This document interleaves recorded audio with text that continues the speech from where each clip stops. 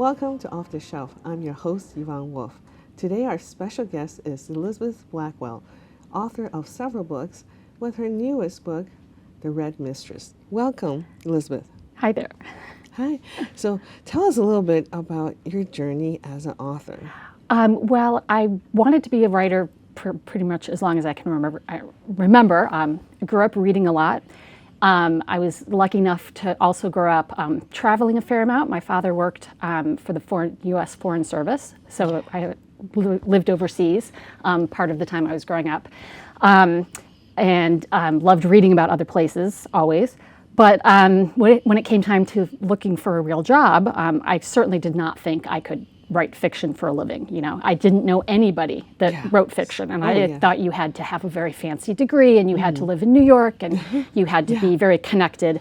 So we grew up, it was mostly men. You know, we didn't think we didn't know. Yeah, I didn't see anybody. Yes. You know, anyone like me. Living in Chicago, you know, writing books, even though there were people doing that, I just didn't know them. So for me, the next best thing was to go into anything writing related. So I worked in publishing for a few years, learning about kind of the more nuts and bolts of how a book gets made. And then I went into journalism, which at that time had lots of jobs. Yes. It's become much harder to make a living as a journalist now. Correct. But so I worked for years at North Shore Magazine, which was based out in Glenview long before I lived here. Yeah. But all the time in the back of my mind thinking, oh, I'd love to write a book one day. And so it was only once I had kids, and I was working part-time still as a journalist, but I started writing in secret and kind of didn't tell anyone. And after years of effort, finally got my first book published. Wow. And we can talk more about that in a minute. Yes, that's a really wonderful way you put it. Like, you just try to keep that energy or that interest alive, and then then squeeze it in somehow, right? Yeah. Having kids is stressful, and it really tests your time management skills. Yes, it does. And you still made it. So I think that's a very important lesson we gotta keep in mind. Yeah. You know, I certainly feel as a person, I traveled several countries and lived in some countries that, you know, I enjoy observing people, and most importantly, to observe how the local people interact with each other. Now, you also have that background. So do you enjoy that? And is that part of why you want to write? I think anyone who has lived in a foreign country, especially a place where you don't speak the language, knows what it feels like to be an outsider. And I think that's what growing up traveling taught me. I was often the new kid at school too. Yes. And that feeling of I have to figure out how this new place works. I don't fit in. How am I going to make friends? Yes. How do I adapt to what they're doing, picking up? Exactly. Right? And I think that cue? all comes in helpful when you're writing, because you have to be able to, all your characters can't be just like you. Right. So you have to have that ability to kind of conjure up different characters with different life stories, understand why people act in different ways based on maybe what you've seen about different cultures. Yeah. Well, so that spurs your curiosity and creativity. Yeah. Yes, that's very understandable. It speaks clearly to me. Yeah. Now, you see on your website that your various job experiences, and you know, such as in a restaurant and all these places. Do you pick up dialogue? I mean, do you? Yeah. I love that you want to talk about dialogue, because I love writing dialogue. Some authors don't, lots of different approaches. Exactly. That's one of my favorite things. Again, putting myself in someone else's mind. How would they talk? That kind of thing. How do people relate to each other? And I think definitely that interest in dialogue to me comes from also being a journalist. I've interviewed a lot of people like you have. Yeah. And I've always interested in kind of their stories and how that comes out in how they speak. How they say it. Yeah, right? how they say it. Just the story, I'm also fascinated by the idea that someone can say something and it's misinterpreted, right? So you say something, maybe you mean something else, or the person takes it the wrong way. There's lots of different ways you can make a story really interesting, really based on dialogue. Yes, and that is that's so fascinating part about reading, because Yeah. you can see that happening. Whereas I see movies, the dialogues just run so smoothly. Everybody understand each other perfectly, right? Yeah. So Get to that's the beauty of reading something. Yeah, You can yeah, see the hopefully. double. Yeah. Yeah. Now, who supported your energy and effort on writing? Who supported my for my first historical fiction book. It was really a 10-year process between me deciding, okay, I'm going to write this while my daughter's taking a nap. Yeah. 10 years of starting to write until finally seeing it like published in a bookstore. So it was a long process. And you say, who supported me? The funny thing is, I kept it really, really, really secret for a long time. I did not go to a this is not advice I would give to most authors, but it was just my preference at the time. Was I don't want to jinx it. I don't want to talk about it. It's my private little thing that's just for me. Yes. Because it probably won't even get published, right? Yes, and then no one has to know that I failed. Right, right. So It's so I personal. kept it That's really right. quiet. I mean, literally just very close family even knew I was doing something, and I didn't even show them any pages. Yes, yes. So You didn't want material evidence. right, Yeah.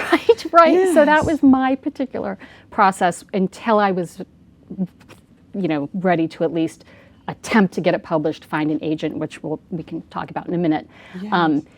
I really supported myself mostly. Yes. And Motivation. I'm saying that because it's so opposite to what many other people would say. So I just want to mention that if you are that person that wants to keep it secret and not go to a lot of Writing writers groups clubs, or yeah. writers conferences, that's okay too. Yeah. Although they can be very helpful also. Yes, Yeah. yes, because it is so personal. For me, it that's was. Really, yes. Yeah. Wow, I wouldn't have guessed, because you're so well established now that I No, didn't think but- you were. Yeah. Yeah, it took a while. So, you mentioned, Elizabeth, historic fiction, Yes, yes. and this is a genre that I always find incredibly admirable to get involved in, because it's so time consuming to Yes. do research. Yes. Now, because none of us was born in the time of the Romans or Exactly. the right, or even Yes. World War II. I Yes. mean, right? Even World War II is so Yes. recent, but it's Yes. still very foreign. Yes. Tell me Yeah. how your journey Approach in how historical that. fiction. Yes, I Yes. joke that's it's a way to make writing even harder. If you want to make your life twice as difficult, write historical fiction, because not only do you have to write the actual book and come up with characters, but you have to research daily life. Because if you describe someone getting in a car, what kind of car was it? Or a carriage? Yes. What are they wearing? What are they eating? Yes. What does their house look like? Or their, cottage in the woods or whatever. Yes. So you have to love the research, and I do. I only write books set in time periods that I'm fascinated by. So my most recent book, Red Mistress, is set partly during the Russian Revolution and partly in 1920s Paris. And those just happen to be two historical time periods that I wanted personally to visit. Yes. So that was my way of visiting, doing all that Yes. research. Oh, but that's- I could not write a book about a period that I was not really, really interested in. I see, yeah. But that's just amazing, because we are so, especially our last 20 years with cell phones and digital everything, going back to a time where there's no phone or very limited phone, Yeah. right? Letters were still handwritten Yes. letters Yes. were very much part of people's lives. Yes. Yeah, that's just it's wonderful actually to think about, because we can actually slow down our lives a little. That's a good way of putting it. Yeah. Yeah. Yeah. Instead of everything going tremendously fast. Yes. Yeah. And so I often ask authors about their journey Yeah. with the publishers. Now, Yes. you've been worked in a publishing company before, Yes. so you knew a little bit. Yeah. So, but how was that easier? Does this I mean, road to the publisher easier because you knew something? No. I mean, it's always competitive and terrible. It's always hard to get published. It's hard for established authors to keep getting published. I certainly Really? assumed that once I got my first book contract, it was with a major company. It was Yes. with Penguin Publishing, one of the biggest publishers. And of course, I thought, that's the end of my journey. I've worked so hard to get here. I had to get an agent. So because I personally wanted to be with a publisher Yes. rather than publish it myself, which is a a different path. Route. Uh-huh. And I thought, okay, I've got that, I got that first book. I'm in. And when I proposed my second book, they said no, thank you. And the people I had worked with there had moved on to different jobs, and I was out. I was starting as if I was a new author, right? Wow. So I found a different publisher. I was with them a few times. You know what? The next book I'm doing, I think I'm going to go to try another publisher for various reasons. So that is a message, sadly, that I do like to share, that even if you do get published With by a name publisher, Yes. sadly, you are going to have to keep kind of proving yourself. It's very rare for them to say, we love you, we will publish all your books, no questions asked. So Lee Childs is not a typical situation. Absolutely not. I mean, God bless him. Stephen King, God bless, God bless the people that can do that. It's extremely rare. And you have to just almost think of each new book as its own struggle. It takes on its own life as its journey. Yes. Now, so that's what I appreciate about you, Elizabeth, because I saw on Facebook you recently shared a rejection letter, and I really surprised me because, again, I thought you're an established writer, you still get rejected. Yes, and that's just part of it, and I like to be more open about it, because many writers, they'll complain like, oh, it's hard or whatever. But most, especially on social media, sadly, most times you hear from writers is, I have a new book out, right? Buy my new book, it's on sale. I went to a bookstore and they had an event for me. And that's what you end up seeing. And even established writers can see that and go, wow, this other person's more successful than me, sadly, right? With so many things on social media. So I think it's just important to just say rejection is always part of it. It is. And if you can't handle any kind of rejection, don't be a writer, or maybe just do it only privately for yourself. But everyone's been, maybe Lee Child has not been rejected recently. I bet he was at some point. Almost every writer that you've seen published and thinks is doing pretty well has had some sort of terrible rejection story. That's just how it is. Interesting. Very good points. Very good. And I'm glad that brings all authors together, because we are, trying to do something incredible. Right? Wow. Writers are really good at complaining to each other in funny ways. In fun ways, yes. So I love your website. It's very visually appealing. Do you take care of it yourself? I did have a professional make my website. That was one part of my journey. Was once I've had a couple books published, I want a website that kind of reflects that. So I did hire someone that specializes in writers' websites. There's people that do that. So for years I just did it myself, but that was, I think, having a professional website was one kind of marker of success for me, if that makes sense. Yes. Elizabeth, your cover on Red Mistress is very attractive and very professionally done. Is that also a professional decision, or did you give the picture or the painting? You get to choose something? Yeah, so because I'm with a traditional publisher, they are in charge of the cover. But they did ask me to approve certain designs, so I had a certain choice. They showed me some possible directions, and I said I like this one best. I see it's the background of 1920s Paris. Paris. Yes, because I wanted to make clear, Red Mistress, it is partly Russian Revolution, but we wanted to make clear that it wasn't just terrible, sad stories set in Russia during a difficult time, that there was a certain glamorous element to half the book takes place in Paris. So we wanted the cover to reflect that, Yeah, wow. And so we talked a little bit about your presence on Facebook, but social media, how important is it for an author? Not important in certain ways. I think a lot of people think, well, I can't get published unless I have tons of followers online. And that's not true. You get published by writing a good book. That matters most. At the same time, you do have to have some kind of a presence. You don't have to be everywhere. I mean, most writers are on Facebook. Some on Twitter works well for some. Instagram works well for others, depending on what kind of stuff you like to post. But you should be somewhere because publishers will look you up And if you're nowhere, that signals to them that you don't take your writing seriously. So it's not about having tons of followers. It's about showing online that you Are so active. you're a reader. You're posting about books, right? You're interacting maybe with other writers. They just want to see that kind of presence as a person who takes their writing seriously. Ah, very interesting. And do you feel like writing on posts, is it too short of a platform to write, or do you find that it's just fun to be able to jot a couple sentences to your readers? Yeah, because that's sort of less pressure. I mean, I try to just certainly be casual and when I'm writing posts, make it like a conversation. You don't want to be too braggy, you don't want to only talk about your own books.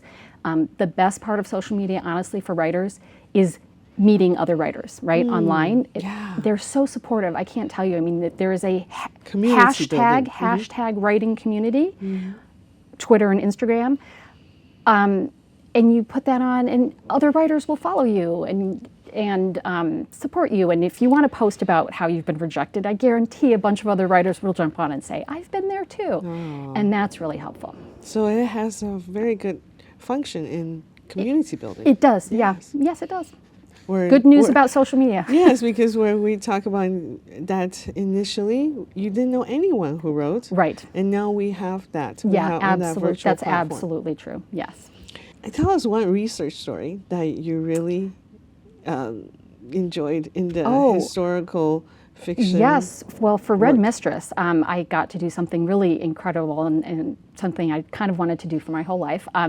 My parents live in Washington, D.C. now, and there's a very famous Library of Congress in Washington with, basically every book that's been published in the U.S.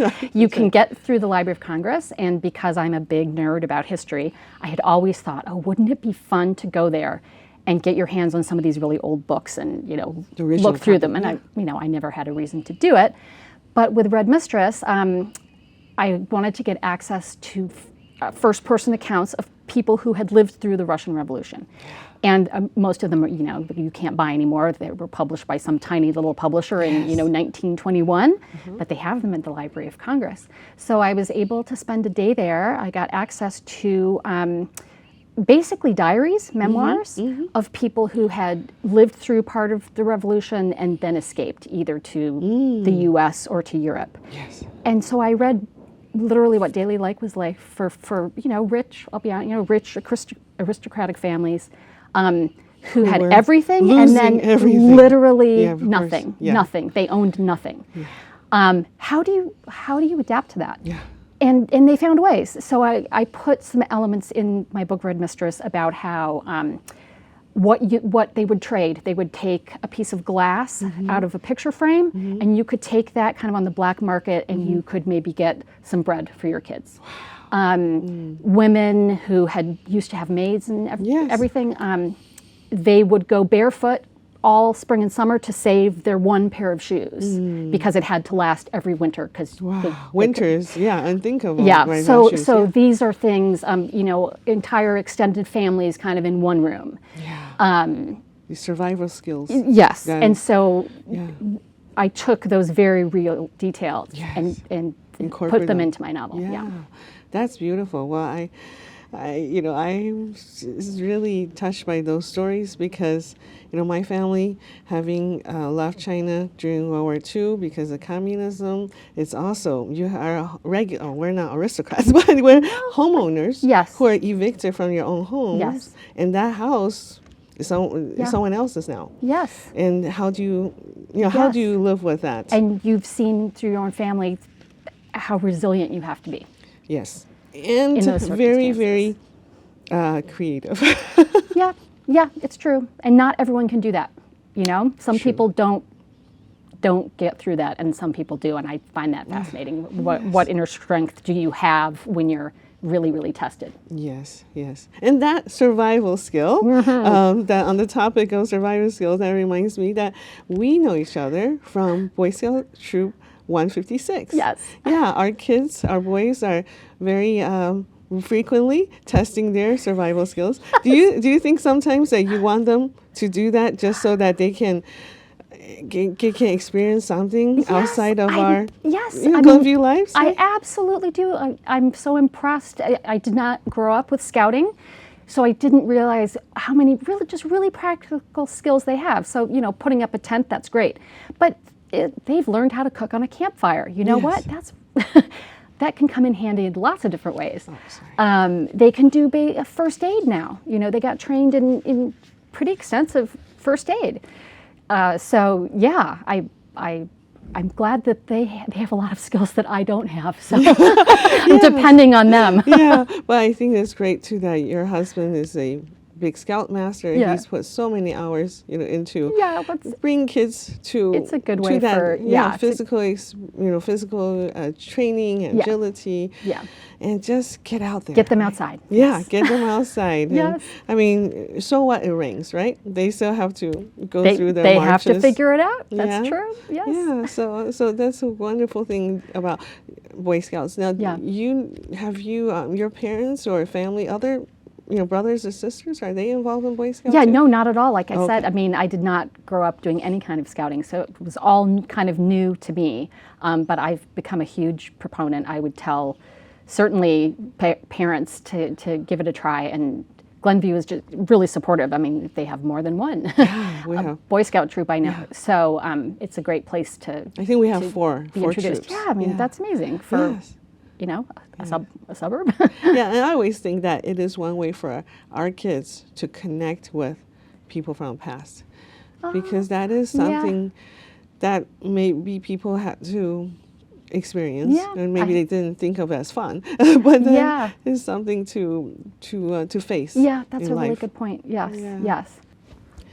Well, Elizabeth, it sounds like you have to be a really good reader to be a good writer.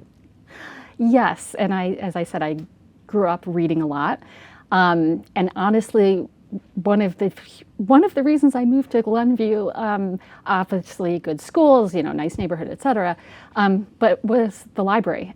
It has one of the best libraries in this area. I've visited a lot of suburban libraries. I see. And the Glenview Library is just fantastic. I mean, great selection, so many programs for different ages, and then also lots of places to work. Yes, So workspace. yeah, some writers like crowded, busy cafes and things. I need to write somewhere quiet. So I actually wrote huge parts of Red Mistress at the Glenview Public Library. Oh, wow. Because they have so many desks and workspaces. Yes, quiet and tucked Yes, away. I like that and too. I checked out so many of their Russian history books Yes. for research. Yes. So They have a huge, very yeah, good collection. yeah. I find that their librarians are also relentless. If you have something you want to find, right? Yes. They will. Yes, They yes. will So track it honestly, down for one you. of my keys to success Yes. is living in a town with a great library. Oh yes, and then the way they can find stuff for Yes, us, right? yes. And if we don't have it here, so Right. Oh yeah. Yeah. Yeah. Very grateful for everything that Glenview Library's provided.